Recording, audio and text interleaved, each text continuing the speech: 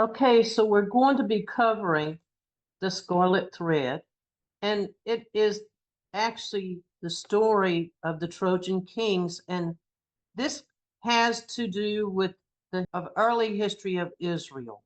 And then I'm going to go through soon as I finish this piece. I want to, not today, but I want to go through the the migration of the Israel into Europe, and we'll also cover how they went into Asia at the same time. And then I want to do a separate history on just England. I'm going to do all three. Okay, so we're going to do all three histories, and it's just fascinating stuff. Some of you've been studying this. I know everybody thinks that people who believe that the Anglo-Saxon and European people, they label, if you believe that they are Israel, the descendants of Israel, you are really labeled in this society as a Christian nationalist. And I'm telling you, you're in the same category with Hitler, because not even the conservatives want to hear that. The conservatives don't even want to hear that. They don't even want to talk about it because you are in the same category as Hitler with them. And this is all demonic stuff that's going on here, because every other nationality in this country knows where they came from, but our people who make up 75% of this country, the Europeans, don't have a clue where they came from. Just a very few people. And I'm telling you, the Father's going to use this as a message, and he's going to teach the people who they are. He is. I don't know who these two witnesses are going to be. I don't know when this thing is coming. I think it's on the Amazon truck. But I can tell you there's two things he's going to teach the people. That is, one, who they are, and he's also going to teach them one other thing, which is the kingdom of God and what it is. It's set up in these Christian nations where they return back after they've repented. And that is the story of the prodigal son. And every one of those teachings in the New Testament are prophecies, every one of them. And nobody sees that because they are blind to it. They won't even look at it because they've been lied to by the media and by everybody else, that you don't want to look in and find out who the 12 tribes of Israel are. Why not? Why can't we know our descendants? And you go back to Isaiah 1, and he plainly says, what does he say? My people Israel, they don't know where they came from. Why are the Europeans so upset over Russia taking over the Ukraine? Somebody answer that for me. Because that was their homeland for 600 years. They lived in Scythia. Scythia is the same place as the Ukraine. So, of course, they're upset that they're seeing their homeland being taken by the Russians. And no wonder they want to fight for it, but they can't. Y'all understand what I'm saying here? Russia's going to take that territory. And so they went in there the first time and pushed the Europeans out of there. The Europeans came back and settled that area. Now they're going to push them out again. See, when you heard Putin talking to and I'm deviating here, when he was talking to Tucker Carlton, he mentioned that. He mentioned that the Roman Empire was the most powerful empire to ever exist. He lied through his teeth because he knows that this country is the most powerful and the most wealthy country that's ever existed. There has never been anything like her. And to deny her heritage and say she can't be a promised land is just blasphemy in my ears. I'm telling you. So I may be sick, but I'm stirred up with this stuff because I'm just fed up to my eyeballs with the hypocrisy in this country and this diversity teaching. Everybody doesn't even understand how it's affected them, because they're not even willing to go look at their origins. They're not even willing to go look at their history.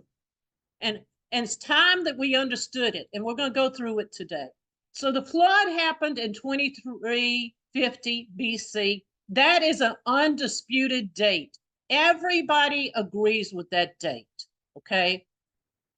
Abraham is believed to have been born around 2166, okay? Now, let's talk about Abraham, because we can pick up his history in the World Compendium. The World Compendium is online. All you have to do is go out and look at it, and it tells you all about Abraham's history. Shem, which is the line that Abraham came from. Shem was the son of Noah, one of the three sons of Noah. He had 5 sons. One of them was a Phaxad. Abraham was the descendant of a Phaxad, okay? He actually was the 10th generation from Shem. We've talked about this. But Shem, according to Berosus, who was a Babylonian historian, he wrote that Shem was the patriarch for the entire world, and he ruled the world out of Italy. How interesting is that? And so some of the history of Abraham's family, see, Abraham would have been the next person in line to be the world ruler. Do y'all understand that? So Shem outlived all his grandchildren and his great-grandchildren, and it just went on and on. For 10 generations, he outlived them. And he passed that baton to Abraham. And that story is picked up when Shem comes to Abraham and offers him bread and wine. Now, when he offered him bread and wine, that's real important, because that is the signs we're told in the New Testament of Passover. We're told that, right? But it also has another meaning. It has to do with the fact that you are being coronated into a role. And so that's why I believe the Israelites, when they were at Mount Sinai, didn't get bread and wine. And they didn't get bread and wine at Passover either, because they weren't truly believers yet at that point. Do you understand what I'm saying? I could be wrong on that, but they didn't get the bread and wine. The bread and wine was given, you saw it was given to Abraham by Shem. Then it was given again to Jacob. And so that's where you see this bread and wine thread keep coming down, because it's a critical piece, because it's an ordination. You are becoming a ruler in the Father's eyes. You are receiving that role. And I'm going to prove it to you right now. Now, here's Genesis 23, verse 6, and it says, "Hear you, O Lord, thou art a mighty king." Now, this was the Hittites. After Sarah had died, Abraham went to the Hittites and asked him, "Can you please?" He said, "I need to buy some land so I can bury my wife, Sarah." And these people bowed down before Abraham, and they said, "O thou mighty prince." Why would they call him a prince? See, the Bible is indicating this same history, that Abraham was from a family of royalty, because Shem ruled, and Shem also ruled from Egypt. Shem was one of the, according to the World Compendium, you can go back and check that online, that it was Shem ruled from, was one of the early kings of the Egyptians. So was Nimrod. Nimrod ruled also on the Egyptian throne, and so did Cush. All 3 of them ruled, according to World Compendium, in the king line, which would make perfect sense. See, we're not talking about people off in some little hole somewhere. These were major. That's why it makes me so mad when I watch these shows, religious shows, how they make Abraham and they make his wife look like scrub people. They got dirt all over their face. They're wearing, you know, unbelievable skins, and they look dirty, and their hair is not combed. And, you know, please give me a break, because these people were royalty. And that's why he had so much wealth. That's how come he had so many cattle. He had 137 people in his military. He had his own army. So, you know, they're not telling you the whole story. And I just can't watch it. It makes me crazy. I turned it off. So anyway, let's go on. So he was called a prince here because he was. And when Shem came, Shem passed that baton to him. He was the ruler of the world at that time in the Father's eyes. And that's the same thing as Melchizedek. This is why people have so much trouble with Melchizedek. They think it can only be the Messiah. No, it's a line. It's a line that is being passed through. Okay, so let's go on. All right, so we're going to get to this history on Egypt. And, you know, we're going to cover some of that history just briefly. And you know that the Israelites lived in Egypt for 400 some odd years, right? They lived in Egypt because 70 of their descendants came back with Joseph. Now, I'm going to pick this story up here. Joseph's name was Zebaniah, and given the charge of the whole land of Egypt. Pharaoh also gave Joseph a wife, was Sarah. All right. Now her name, everybody immediately jumps to the fact that she's an Egyptian, but we need to talk about that. She was the daughter of Potiphar. He was a priest of On. On is a city. We're going to talk about that. But now you got these records here from the Midrash Esther revealing that she was, in fact, Dinah's daughter. Now, Dinah would have been one of the 12 tribes' sister. She would have been the 13th, right? 13th child. And she was the sister to these boys, okay? She's the one that married Joseph. And now this is not only talked about in Esther here, Midrash Esther, it's also talked about in the Targum. So it's a pretty much done deal that that's who she was. Yes, I love this story, and I'm so happy that you're sharing. I was just going to let everybody know too. I don't know if you came across this in your studies, Linda, but um, Dinah's daughter, remember when Dinah was actually, raped in that little town that Simeon and Levi went in and killed all the men in the town for this transgression? Right. So this daughter was born from that, and that's why she was given up for adoption to this Potiphar. Potiphar. Yeah. Yeah. Now, Potiphar is interesting because everybody thinks again that all of these people in Egypt were just all pagans. Okay. Please, please stop listening to all these people that don't do the research, because that's just not the case. So now the Pharaoh, Sesostris, would have been the king that was appointed Joseph. We're guessing somewhere around 1971 BC. Now, these are not firm dates. I'm just giving you dates that they give me from the historians. That's not necessarily true. It don't have to be carved in stone here. But now this is the part that I think is interesting. This is Herodias. Herodias was the father of history. If he didn't know it, who would? He wrote about this city called On. It was called Peloponnese. And this city was where the men were the most renowned in learning records in Egypt. And they were called the greatest of the seers.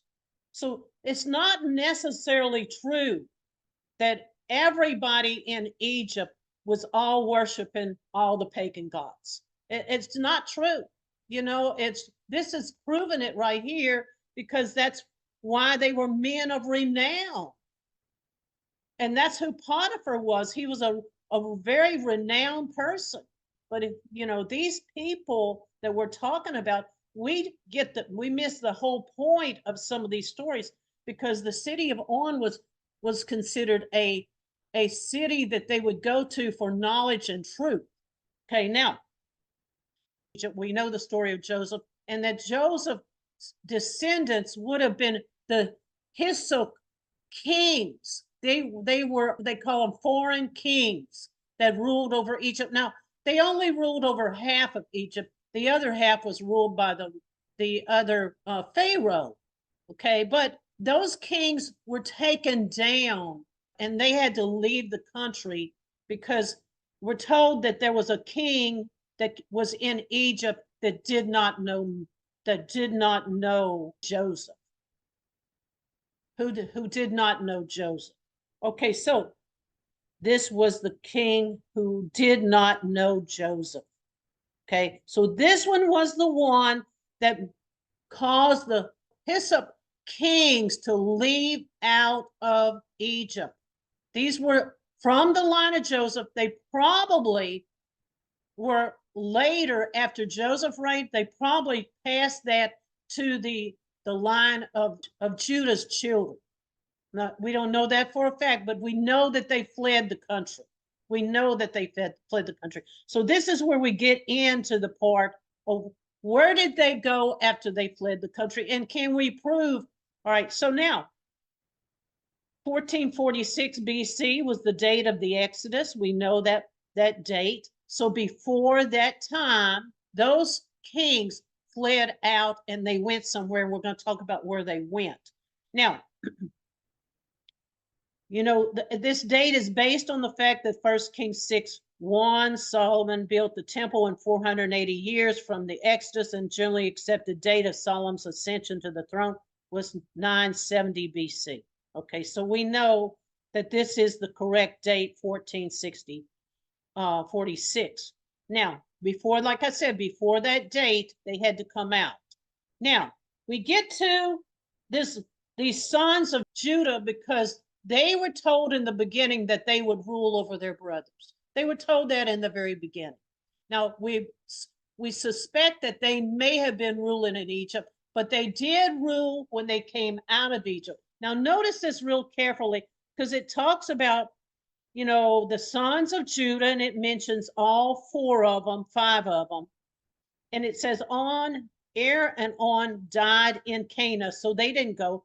Shelah went in, see, but it doesn't even mention Zerah's sons if they went in. Why? Because they went somewhere else. That's why. Now, Zerah would have been one of the sons of Judah. So where did his sons go? Because it's telling you in Genesis 46, the ones that actually went into the land of Egypt. So where did these sons go?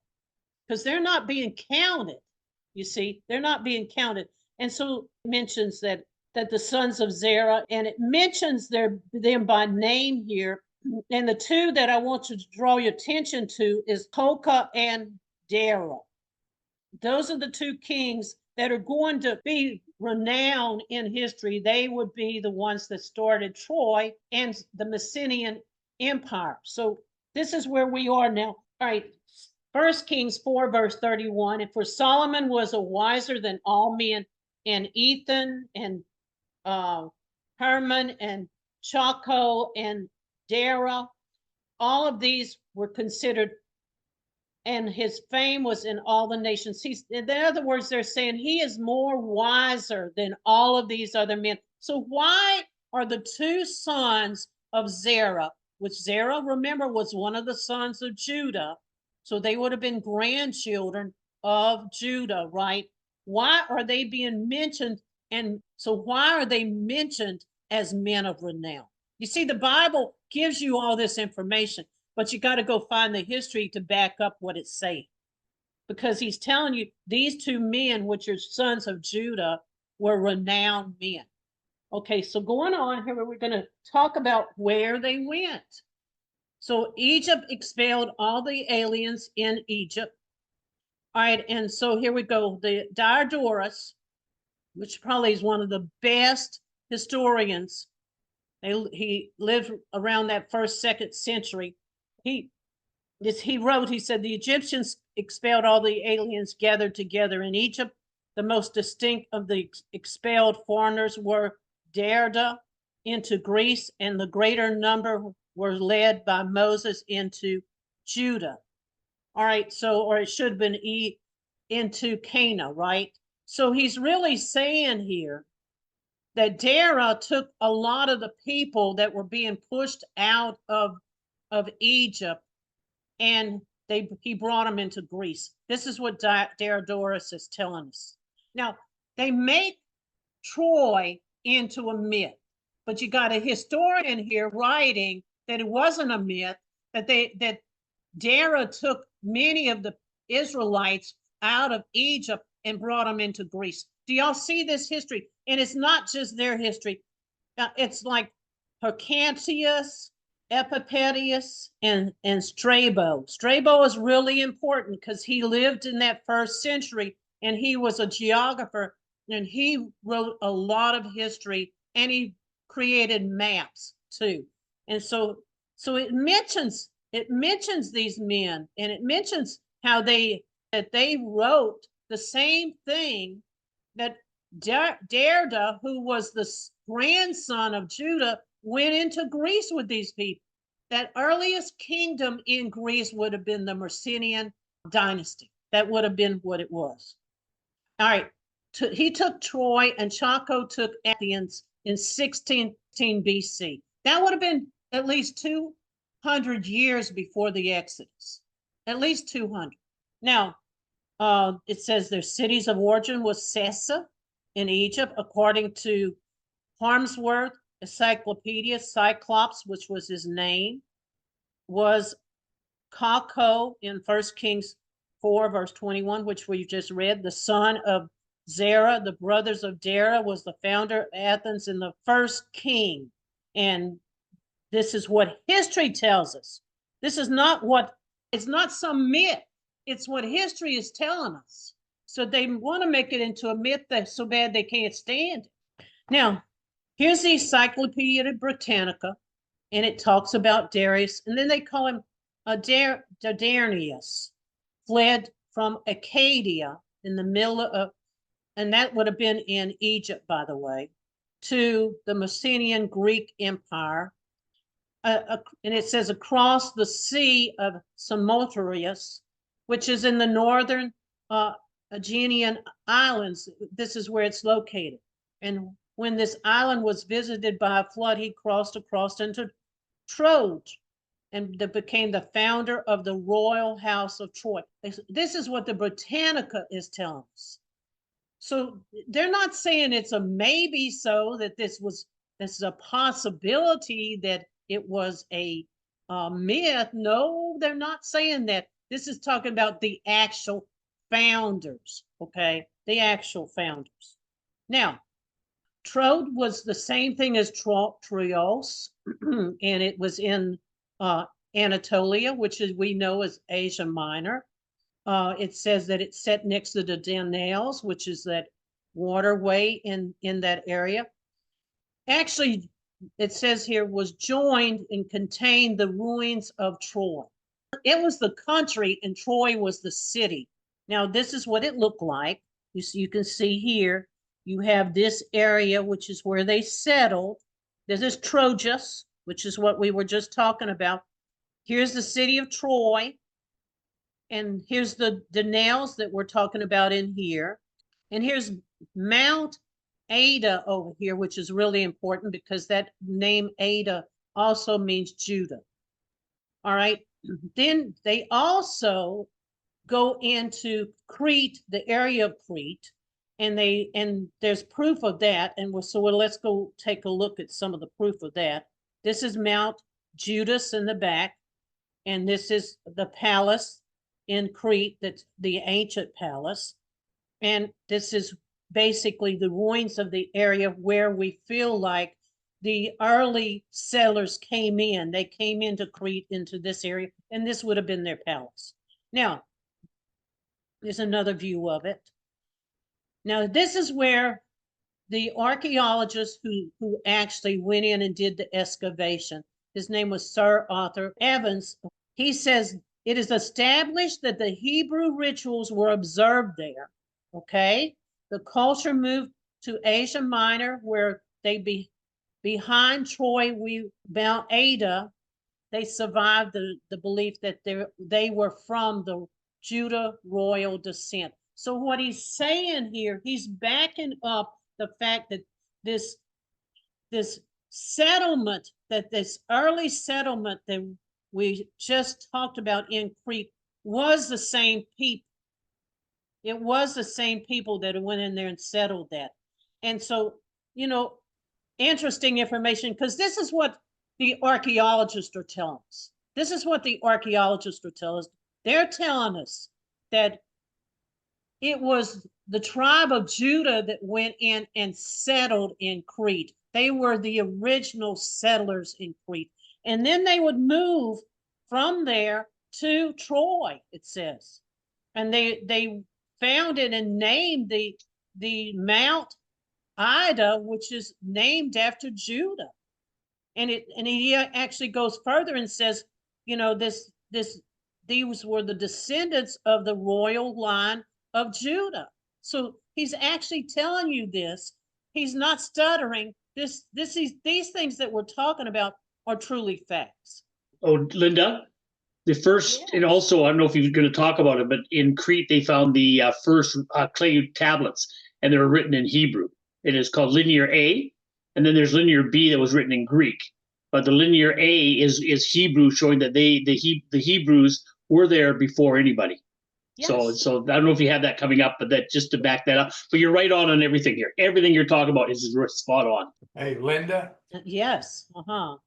Joyce and I were with our daughter. We took a cruise and we were over there.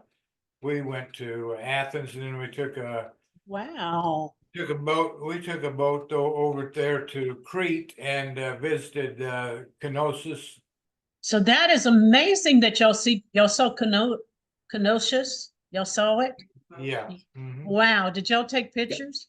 Oh yeah. We got lots of photos. Did y'all know at that time what it was, or y'all just went? Well, I knew a little bit about it, but not that much, but yeah. And that very interesting, yeah. Calco is one of the grandsons of Judah. Remember that he was one of those 5 sons of Zerah. He went into Greece, and we call that era the Mycenaean era, or the Mycenaean Empire. It was the earliest empire into Greece. Now, I want you to look real close here. You can see some of the names of the cities. Miletus, remember we talked about a little bit about this. Here's the Spartans right here. Here's Athens. You see Athens right here. This would be the area of Macenta. Okay, this is this earliest empire, and our historians are writing that the sons of Zerah were the kings that settled it. And there's other, like I said, there was at least 4 historians that wrote this story. And now up here is where the tribe of Dan would eventually settle. He would be in this area. Linda? Linda? Yes. Okay, so Argus, and if you go to today's website, they back up this whole story on their city website about, you just talked about how these people came from. They don't mention Israelites in that, but they mention smart people coming from Egypt, going to Crete first, and then establishing the Mycenaean Empire. But it does say that the land was called Danaan. Before it was the first name of Greece was Danaan, Dannan. So just and it was in that map originally. One of the maps you had before, you showed before, shows it there. But that's what it was. So it could have been tribe of Dan, which is tied into this too. So I just want to mention that. We want to mention that. Don't worry, I'm gonna mention that. Okay, yeah. So now here we go. The hill, we've seen some actual pictures from here. There was 2 mountains. One was Elias and the other was Zerah. So they named one of the mountains there Zerah. Why? Because that would have been their father. Okay, so here's more proof.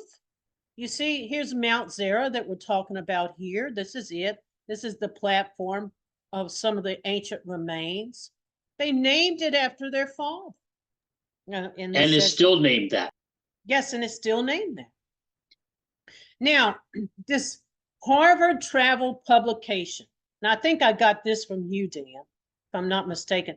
It says in fact, the royal palace sat right on the base of Mount Zara, and then they're asking the question, could the Messenian royalty have been descended from Judah's son Zerah, the child of the scarlet thread? Now, the scarlet thread, they would call it the scarlet thread. Why? Somebody tell me. String around his wrist when he stuck his hand out when he and Pharaohs were born. That's right. Stuck his hand out when the two So twins the midwife were born. could identify the first. And they were both to be royalty. They were both to be royalty. But one stayed in the Middle East and became the kings of Israel, right? And the other one went into Europe. And that's what happened. But history won't cover it.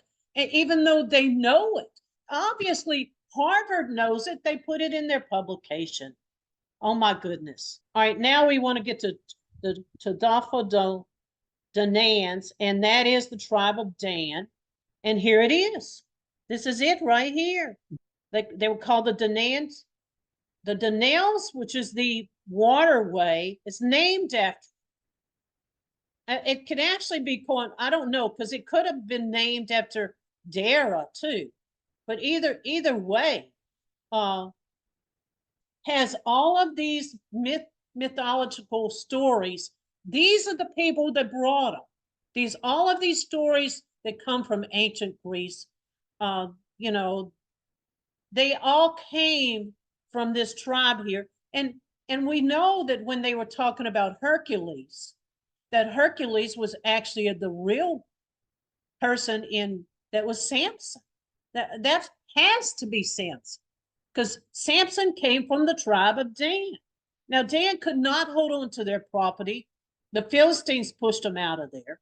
Now, the Philistines were told in history that the Middle East wasn't their homeland. They were from an island in the eastern part of the Mediterranean Sea. That's what we're told.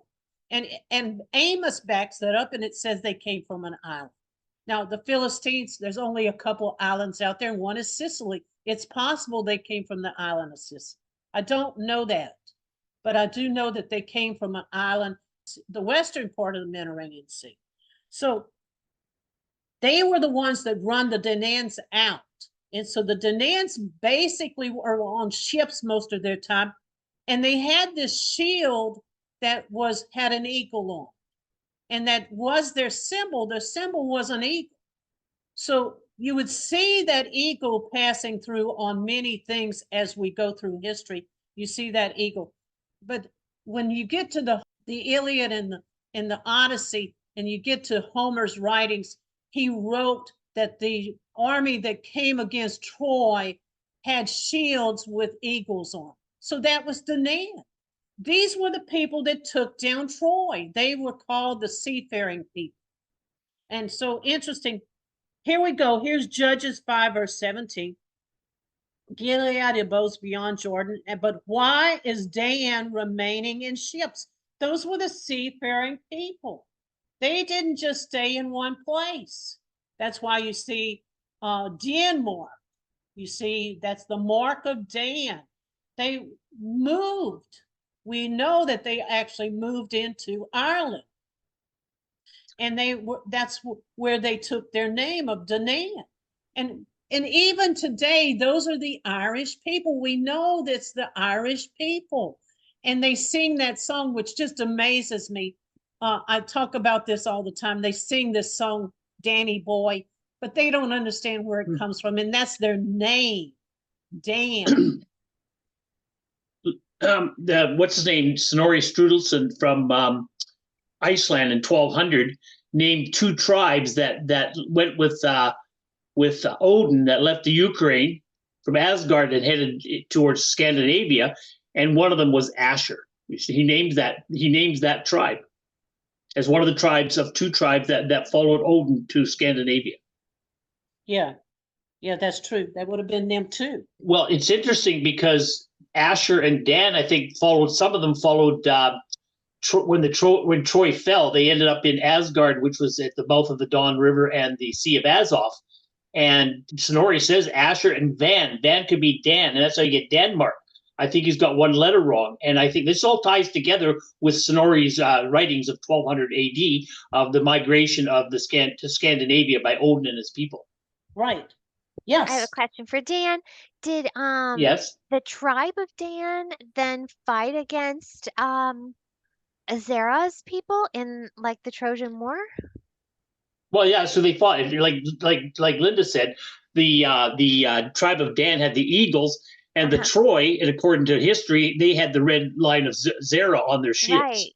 So, you know, this is great history. It is I great. love it. It is great history. And here's your maps that show all this. And like I was saying, why in the world would you know why they were called the Danaans? Because that was the name for Samson's mother. That was her name, Danaan. So they took that name and they kept that name as part of their heritage, and that's how they were recognized through history as the Danaans, and all the way through history. And they would go in, you know, that they would go in and become the Irish people. And they absolutely, Marla, they took down Troy. They absolutely took down Troy. They were at least with those tribes. Now, history talks a lot about these seafaring people. And they said, we don't know who the seafaring people were. We know.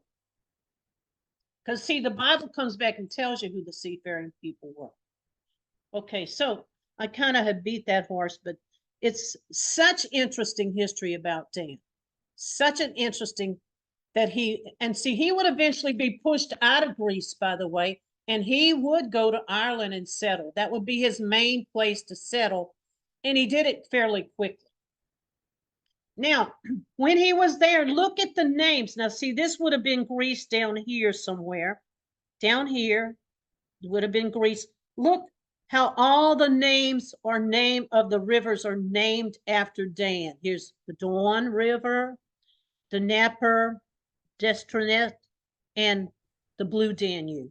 They're all named after Dan, right in the same area where he was living.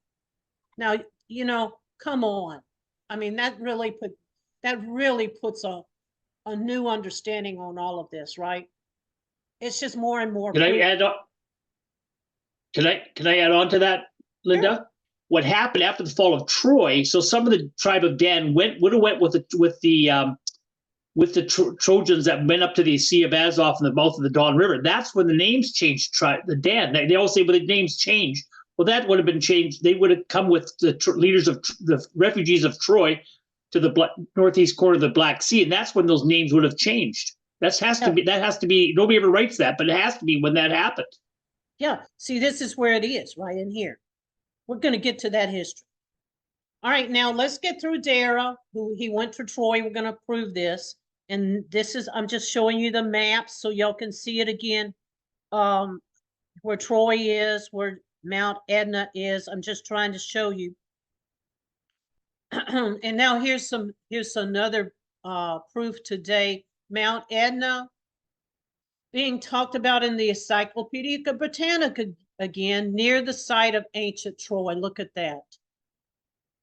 Yeah, it just tells you it's the Kasdezi National Park, but it is the old ancient site of Mount Etna, and it's near the site of ancient Troy. And by the way, they've done excavations on the site of Troy, so they know it was there.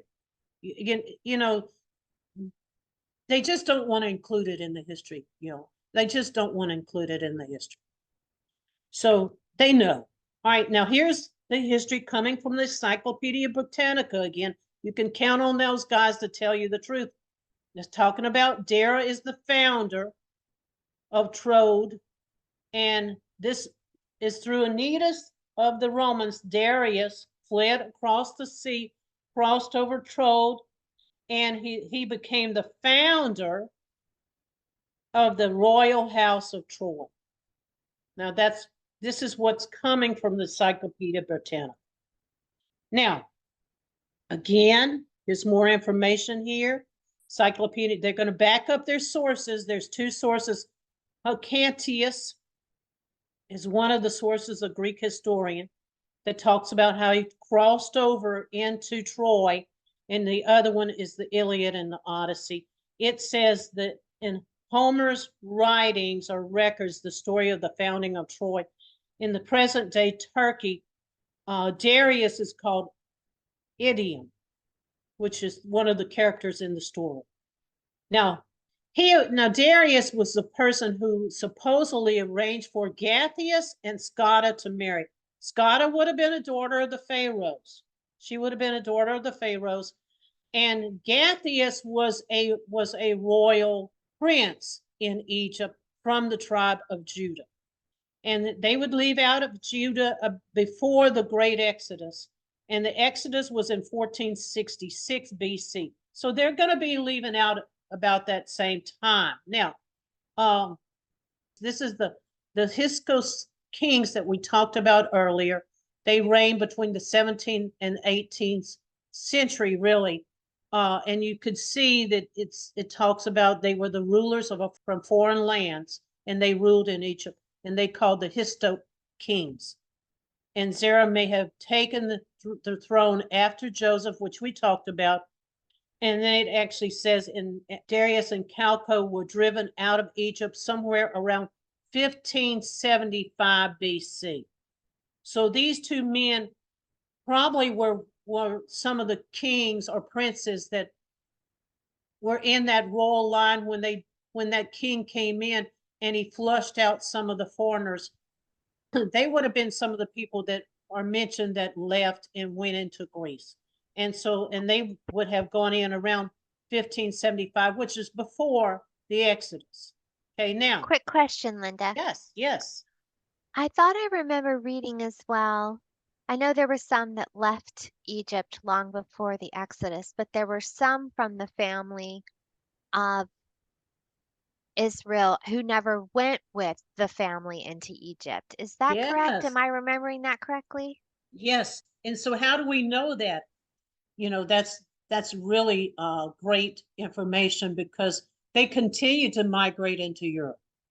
And, it's really interesting because we think that one of the grandsons of Shem would have went into the area that we call Spain. And, that there's a lot of history that his descendants moved over into that land. So they were beginning to migrate there. And there would be huge migrations later. But yeah, they were beginning to migrate there. And why wouldn't they go? If things are really rocky where you are, you look around, see maybe I can go somewhere else. Now, this piece that we're going to pick up is the Milesians. The Milesians was a tribe that was in the top of Ireland. And this history comes from Geoffrey Keating, who was a historian that wrote the history of Ireland. He wrote it around the 12th century, and he talked about the story of Gathias. Now, Gathias, somewhere around the time of before the Exodus, because they believed that Gathias knew Moses, because there was a legend that Gathias got real sick and he went to Moses and Moses laid his hands on him and he was healed. And so that's a legend. So apparently they must have known each other, but he took his family only and went into Ireland, but it took him years to get there. So we're going to go through this account. I'm not going to read it all because I'm going to send y'all this file that I have here so you can read all the details, but I'm going to hit the high points. All right, so this is, like I said, this is the account of Geoffrey Keating. It's 12 volumes of the history of Ireland. He picks up on him. He's calling the son of Midiat, and was born, it should say, in around the mouth of the Nile. Do y'all see that? I need for you to understand that at that time in history, you could actually take a river through the middle of Europe. You could actually go through the middle of Europe and go all the way up to the Baltic Sea. You could actually do that then. And of course, you can't do it now because the river is not there anymore. But this is actually how he went. It says he traveled to Gotha, which would have been Sweden. That would have been the Scandinavian countries, by passing into the Black Sea through the Danelles. You see, that's how he passed through. Is that area had a river that went all the way up, and went to the Baltic, which is the sea in the northern part around Ireland, not Ireland, around the Scandinavian countries, and led straight north to the North Sea. Okay, then he goes from there to Scotland. Then it talks about how he went to Scotland, how he named it Alba, and he lived in Scotland. He lived there 7 years. And it says then he plundered the coast, and he went into Britain, and then it talks about his entire journey and how he eventually got to Spain. Now, I'm not going to read all of this, but you can take my notes and read it. Now, here comes Nennius. Nennius was one of the historians in Britain, wrote around the 12th century also. His stuff has been discounted. They do not believe any of his history. They don't believe half of these historians in England. They've just cast off their history. Now, this is what he wrote. He says he's talking about Gethius. He said he was expelled from Egypt and he wandered 42 years until he came to Spain, and then he lived there for many years. And Nennius says this is in the British history and the Welsh annals, translated by John Morris. So you see this. Now here's a different historian, Hector Bosa.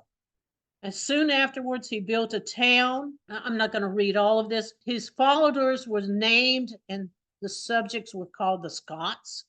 They were called the Scots in honor of his wife, because his wife was named Scotta, remember? So that's how they got the name Scots. This is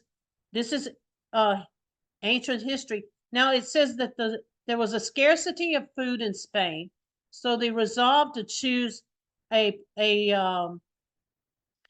were driven out of Spain, and they roamed on the seas to find a place to settle.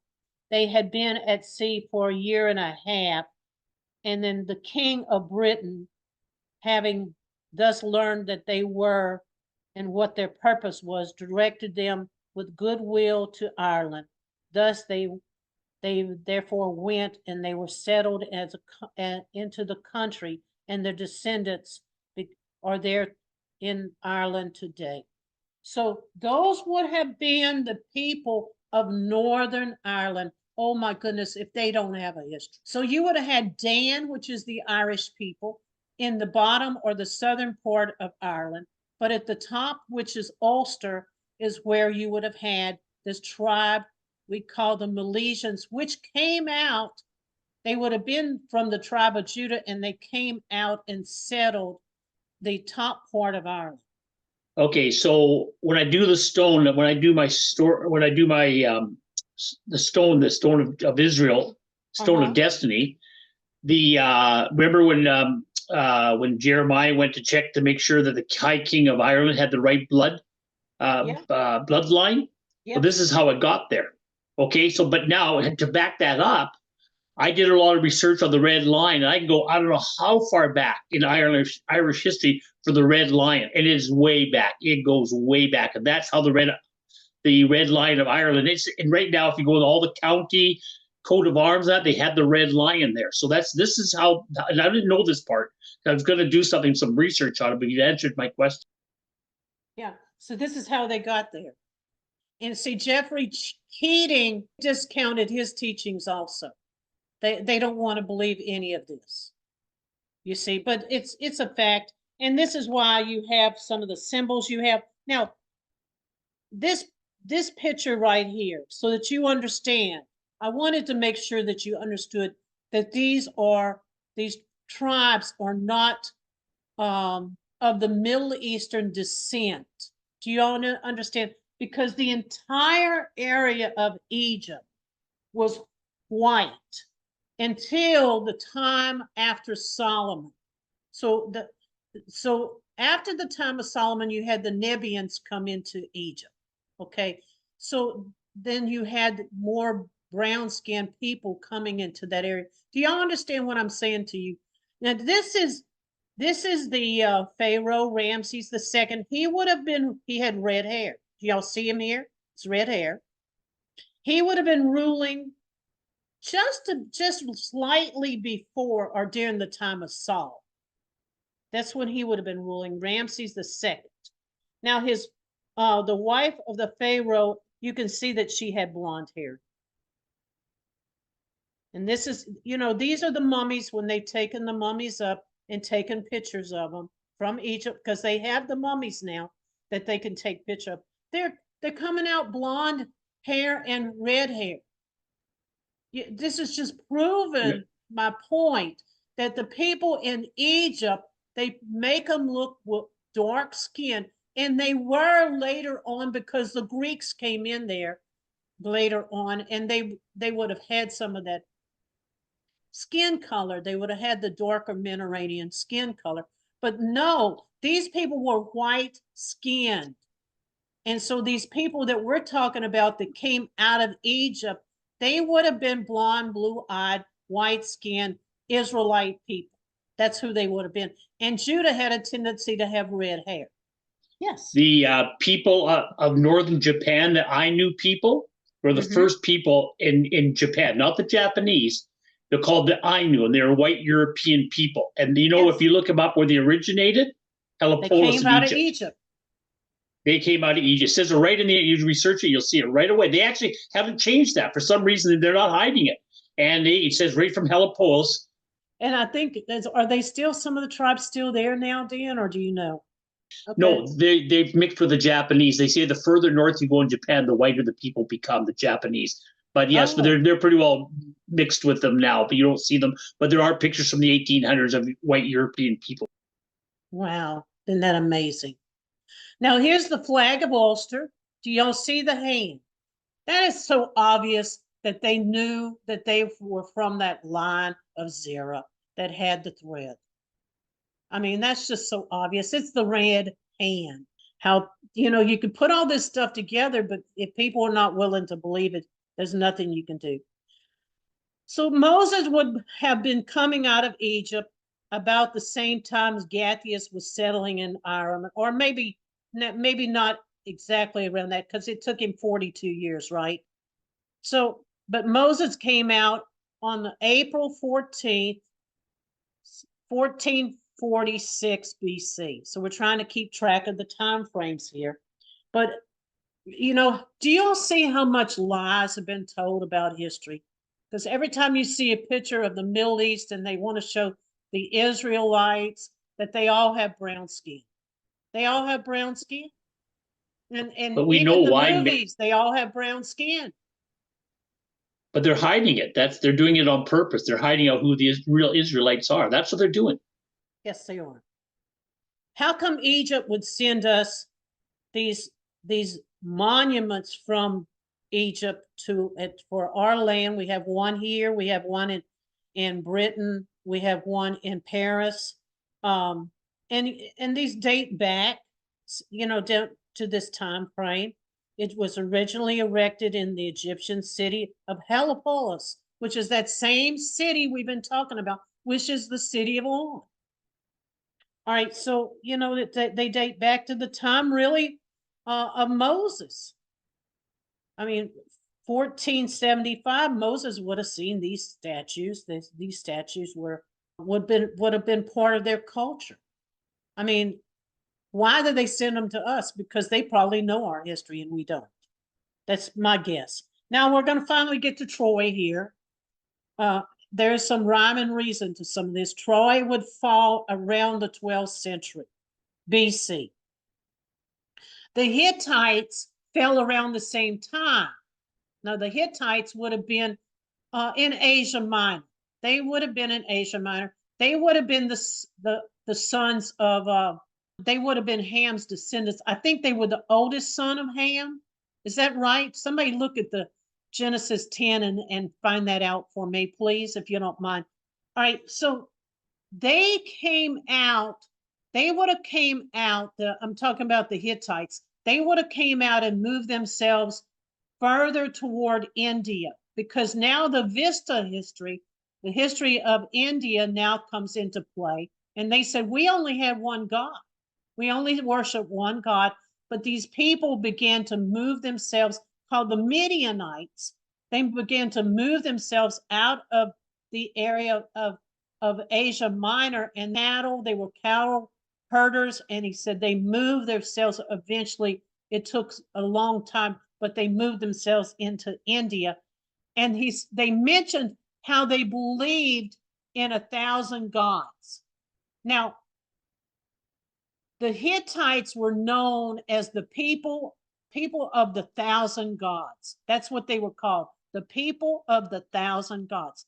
So you can't, mistakenly see what's happening here, that the Hittites, along with some of probably Esau, because Esau married into the Hittite family, they would have moved themselves down into that area of India, and they brought the Hindu religion, because the Hindu religion believes in thousands of gods.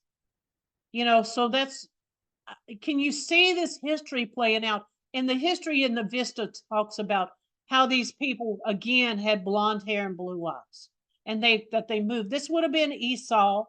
This would have been some of maybe Keturah's children. Keturah was the second wife of Abraham. Some of their children, all of those children began to migrate their way into the eastern part of that area. So they probably would have made a very loose connection and moved them ways into the area of Asia, okay, into that area, beginning to get into Asia Minor, into Afghanistan, and down into that area. Y'all understand what I'm saying? So they would have fallen at the same time. The seafaring people were responsible for taking down the Hittites also. Now, you also had a huge migration, remember, because the Canaanites came out, Joshua, when they were beginning to settle into the land of Canaan, they began to push the Canaanites out. So some of those Canaanites would have went north into northern Africa, and they would become the Moors, and they would settle in northern Africa. They would eventually move themselves way up into Spain. Now let's get back to the whole point. It was the Danaans, the seafaring people, that took both of them down. Those were the two major tribes that took both of them down. They took down the Hittites and they took down Troy. Now Troy, here we go. Basically, what happened is, says it estimated that 30,000 of the Trojans abandoned the city of Troy and took up, this is taken up in Homer's, in his writings. He talks about how, well, they split in half, right? 12,000 went to the Ukraine, which is the area of Azor, right around the end of the Don River. And then you had the other 18,000 went into Rome. And so that's the two, they split the 30,000. Some of them went into Rome, some of them went around the Azor River, which would have been near the Black Sea, right? They went to the mouth of the Don River and the Sea of Azov and started it's called Asgard, and you might be talking about that later. But yes, you're absolutely right. Yeah, Hey, we're going to Dan? talk about that. Very good. Now, it would be Thor that took 12,000 of the refugees to Asgard, which is the city at the mouth of the Don River. I think I have a picture of it here. So here's the Black Sea, here's Azor Sea, and then right here at the very mouth is Asgard. But there's another sand called Tannius that's there also at the mouth of that river. And it says that, this is interesting because it says the refugees left from the center of the royal Scythia, and they would eventually leave out and go to Scandinavia. So these people that are in this area, they're here at this point around the 12th century BC.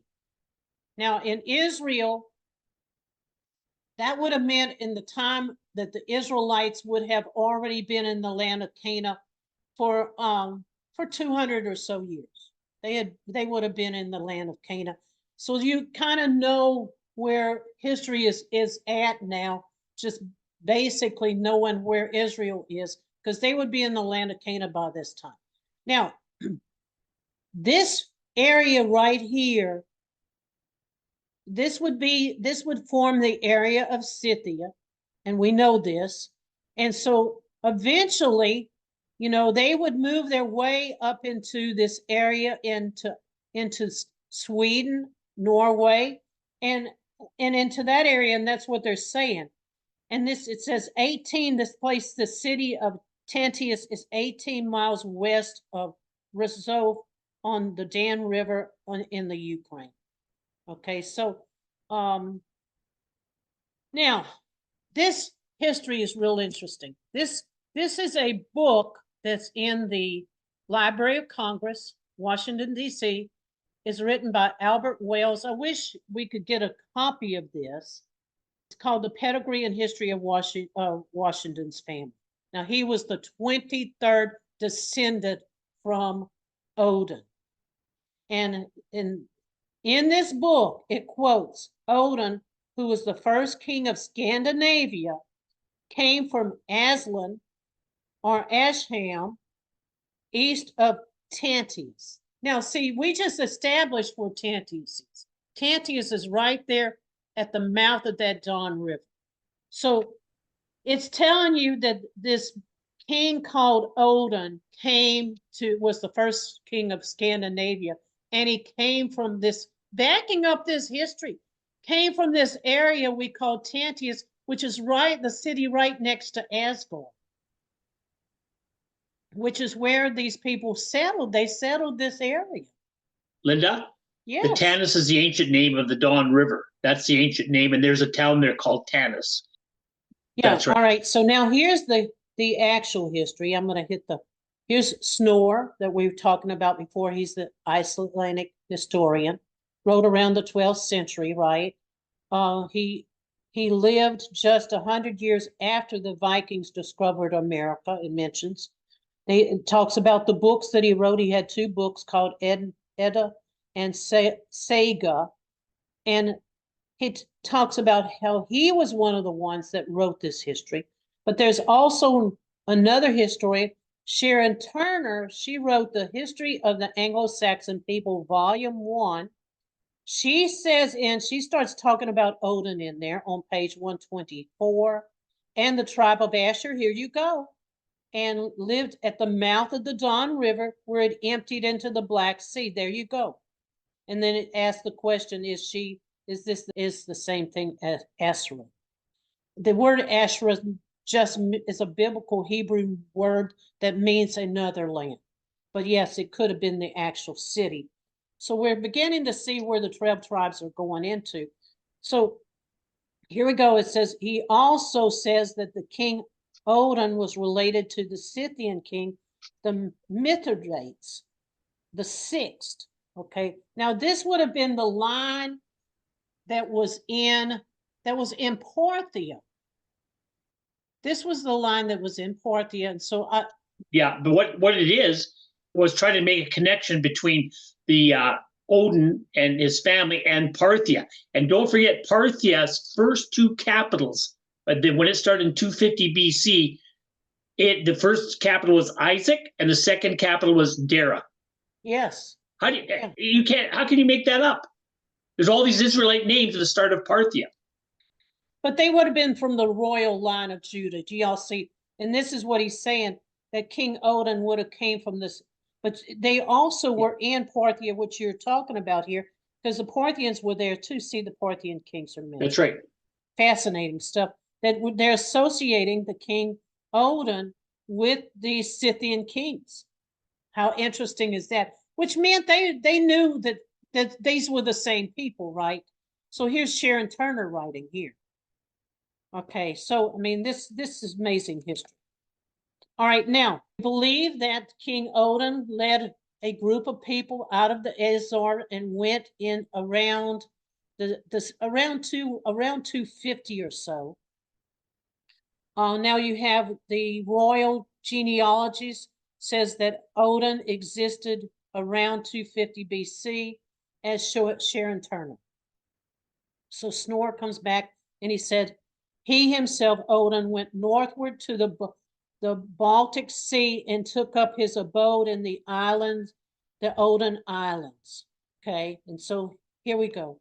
So you have all these sources now beginning to talk about who Odin was, when he was born, how he was associated with the kings in Scythia, and that many historians are telling you now that they went up into Scandinavia.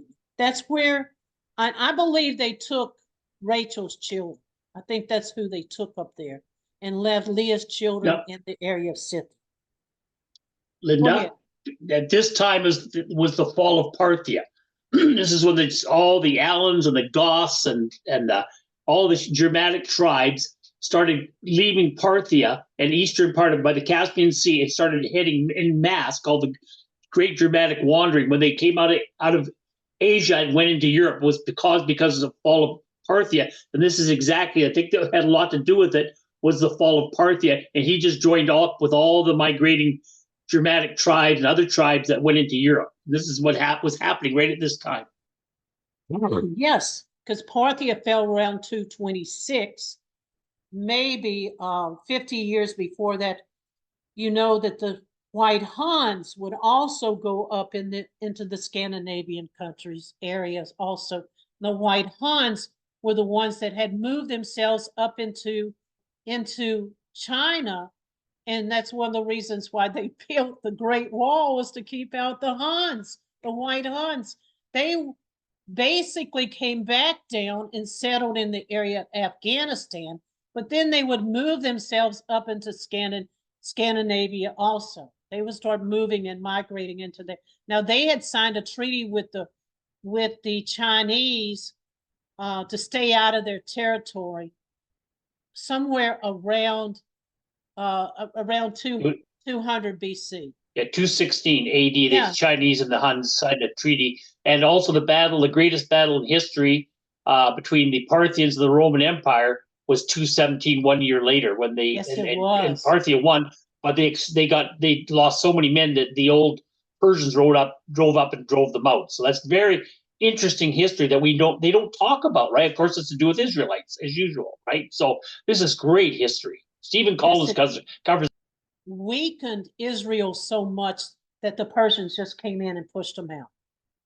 And so that's what happened. That really led, when Parthia went down, and they had fought against, and I will go into that in the next program in detail, but when they went down, they had already went to war with Rome 13 times. And I just think that's so interesting. And both armies were just devastated after this battle, because the battle of Nippurus in eastern Turkey.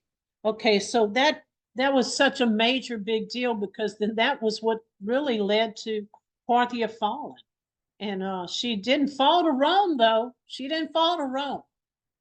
And so I just think that's so interesting, because then you would have the Parthians begin to migrate. I'm deviating from the story, right? I'm sorry.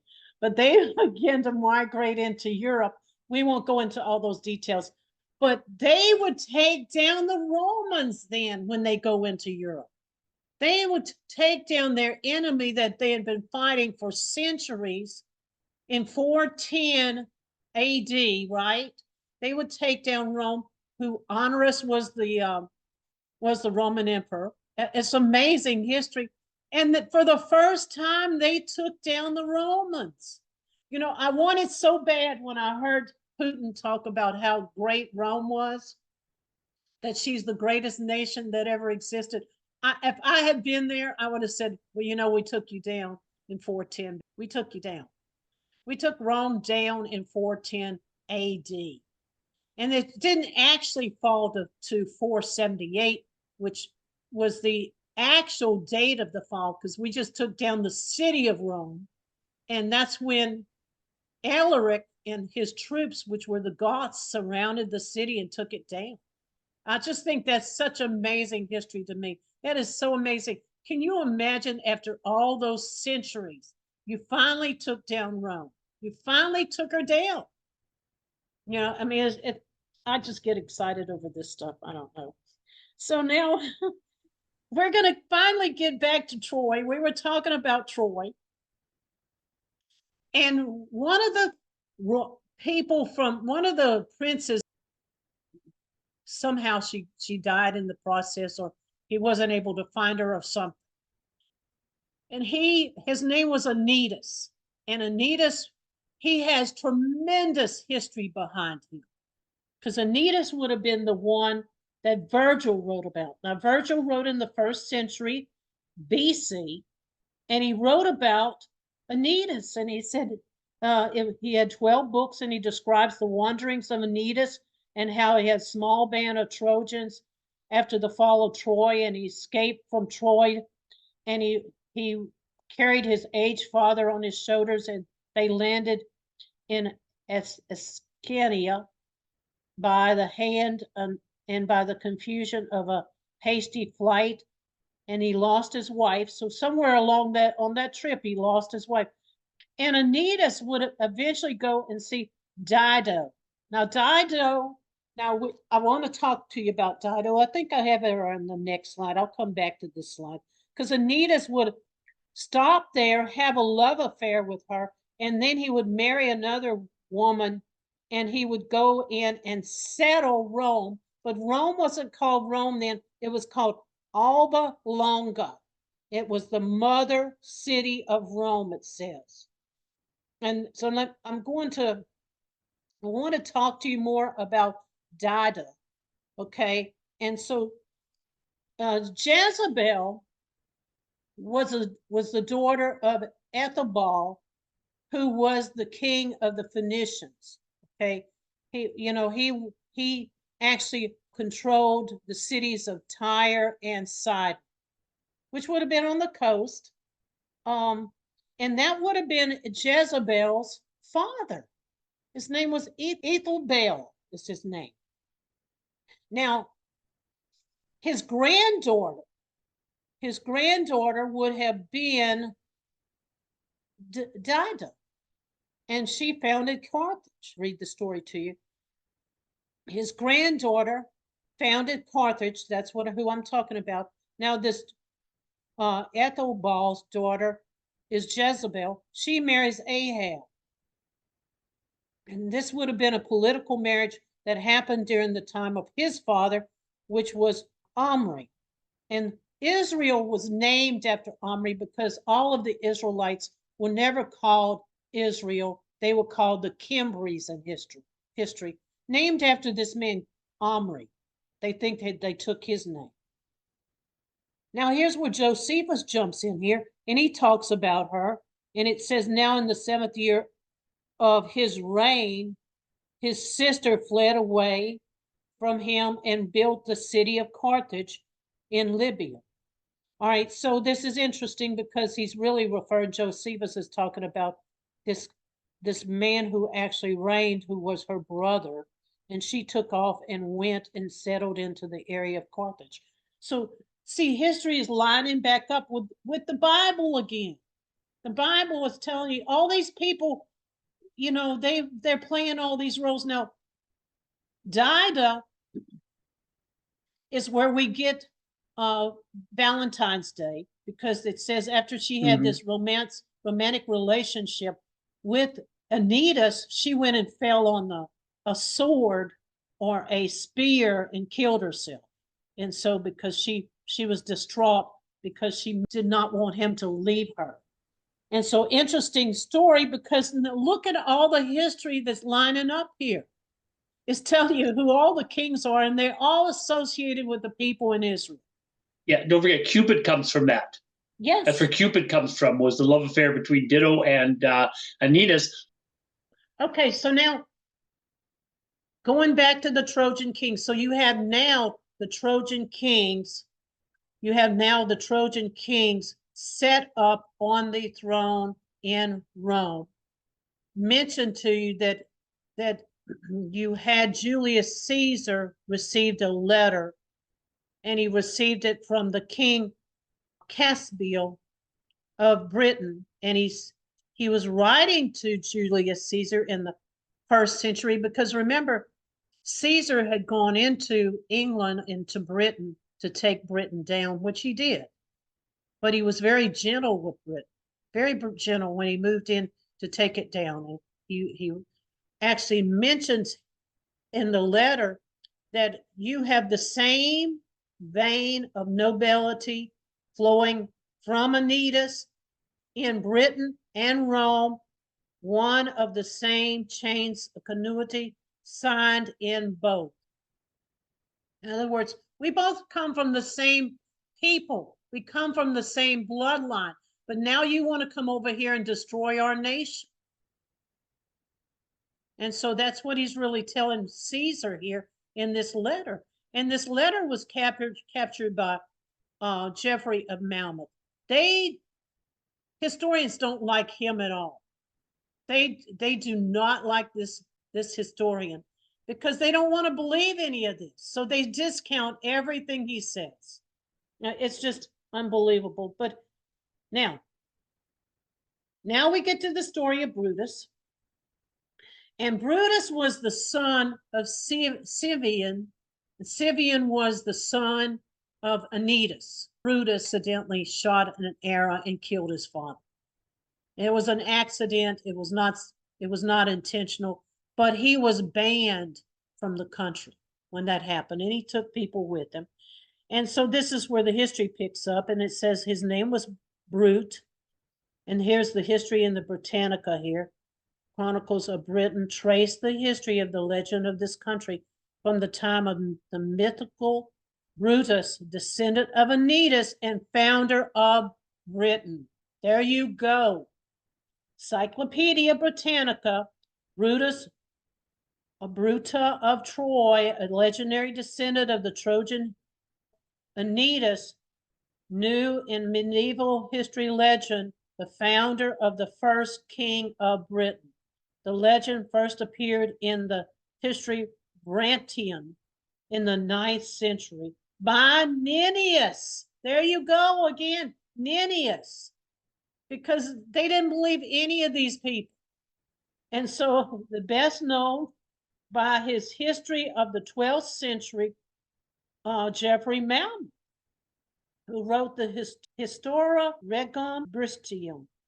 And so you have the historians saying that the country was settled by Brutus. They actually write it, but it's not included in their history. It's not. They may include it as a myth, but they don't include it the real thing. Before we go further, I'd just like to mention about Brutus. Brutus brought the Red Lion, because from Troy, same thing. He brought the royal shield with him to Britain. That's how it ends up on all their royalty, the Red Lion. And also, people should know that they call it a myth. Yet they have the mayor's parade every year where they celebrate Brutus and the founding of Britain every year at the mayor's in London, the city of London's mayor's parade. They celebrate this to this day. Yes, I know it's amazing, and it all of this stuff is really all tied to what we're talking about here. Now, the Annals of Rome, that actually talks about the history of Aeneas, how he founded Alban, which was Rome. That's the old name for Rome. His son was Silvius, and when his wife was pregnant, he took her to a seer, and the seer says, both of you are going to die, and this son is going to kill you. So they had the seer killed, but it actually did come to pass, because the mother died at childbirth, and the father died because he accidentally shot him with an arrow. And this history is all written right here in the Annals of Rome. And it talks about how the young man Rito killed his father by accident while practicing archery. And so because of that, that he was exiled from Italy and came to Britain. And so this is all written in their history.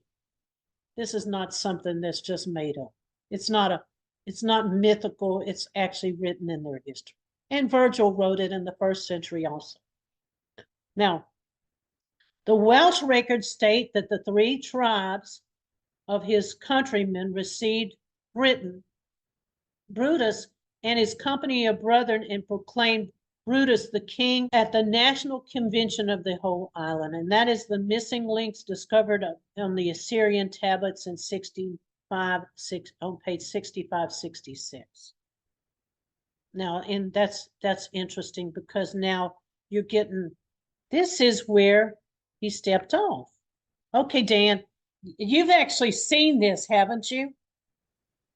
No, that's actually in Devon in Cornwall. Okay. And that's the rock stone that he stepped on, the first part of Britain that he actually stepped on, and it's in downtown Devon. I guess the shoreline has changed, but that's in Devon, Cornwall. Yes.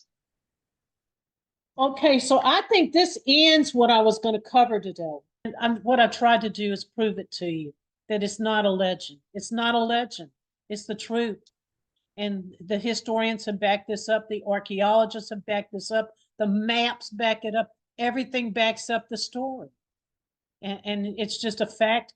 And see, this is what upsets me so, that we're not allowed to go research our origins. When we do, that's somehow something wrong about us doing that. But everybody else can. Everybody else, all the other nationalities in this country, they can go look up their origins, but we're not allowed to look up ours. And it's not We because, might find something. yeah, it's not because it elevates you any, being the descendants of Israel. It's not, that is not what this is about. This is about the fact that, we have a role and responsibility and a job to do. And when you are a physical Israelite, you have a job to do. But there's also spiritual Israel that everybody's born into. So, we're not discounting any of that. We're just telling our history. That's all we're doing. And, I listen to all these talk show hosts, and they always are wanting to talk about the Christian nationalists. And that's who we are. They consider us next to Hitler. So hey, I don't know what else to say. All right, well, that's it.